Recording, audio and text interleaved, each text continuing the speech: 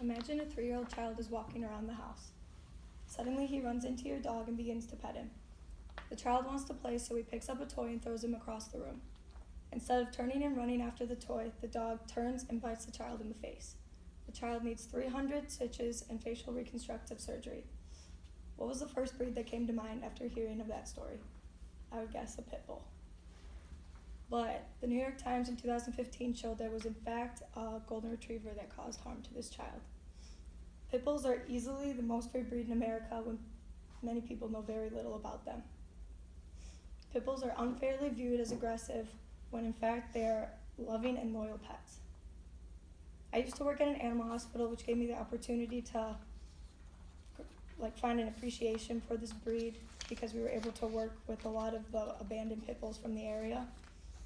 A lot of them came from broken homes, I guess, very abusive, and would come in with very prevalent dog fighting injuries. And so I was able to watch them come in completely broken inside and out and grow into a loving and affectionate animal.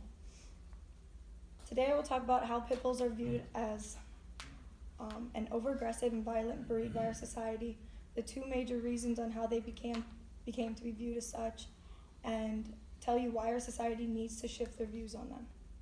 To start off, society sees pit bulls as an overaggressive and violent breed that have been proven to be a danger to animals and people. Evidence throughout history has told us that pit bulls were once considered to be a true family pet, but now are seen as malicious and ruthless dogs. In the novel The Lost Dogs by Jim Gorat stated that by 2000, pit bull fear and hype had reached such proportions that the breed was banned in more than 200 cities and countries in and around the United States. Most of this fear doesn't even come from personal experiences with pit bulls, but comes from all the negative press about them. Other breeds like Dobermans, German Shepherds, and Golden Retrievers have been known to lash out at people as well, but the only time you hear of a vicious dog attack in the news is when a pit bull is involved. There are two major reasons on why pit bulls have such a bad reputation. Let's just start with the physicality of a modern pit bull. A strong, muscular body, large skull, and powerful jaw muscles. The Washington Post stated that pit bulls can bite with a force of almost 2,000 pounds per square inch, which is twice the force of a German Shepherd or Doberman Pinscher. Just imagine a pit bull in your head right now.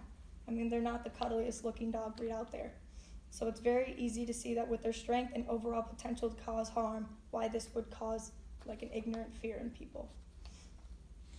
Taking all that in mind, that brings me to the second reason pit bulls are given such a bad reputation, which is because of the type of scene that our society groups them with. In the 1980s, pit bulls began to lose their image of a family-friendly dog as more drug dealers and thug-type people would own them specifically to use them for protection and intimidation. Stated in The Reporter, during that time, how macho you were could be determined by how mean and vicious your pit bull was. People owning such dogs would own them purely so the rest of us would fear them. Pit bulls seem perfect for this job because of their malicious nature or vicious nature, when in reality their owners would train them to be mean and nasty just to intimidate their enemies. This was the start of pit bulls' negative stereotypes that was causing them to be put down purely because of their breed and not their actions. It is important that we stop society's blind hatred for pit bulls because it is causing a chain reaction and sending innocent dogs to their death and taking away loving pets from their owners. Breed-specific bans and restrictions are one of the main results from the public's fear of pit bulls. These bans and restrictions are in no way a responsible approach to dog bite prevention. Most of these bans are targeted towards pit bulls, even though pit bulls are more of a general type than an actual breed. It is extremely difficult to determine a primary breed of a mutt, and dogs are often incorrectly classified as pit bulls. By generalizing the behaviors of dogs that look a certain way, innocent dogs die and pet owners suffer.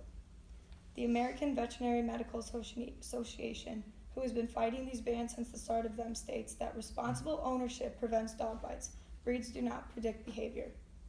Thousands of innocent pit bulls are dying every year simply because our society has bought into a stereotype that turns a loving family pet into a monster.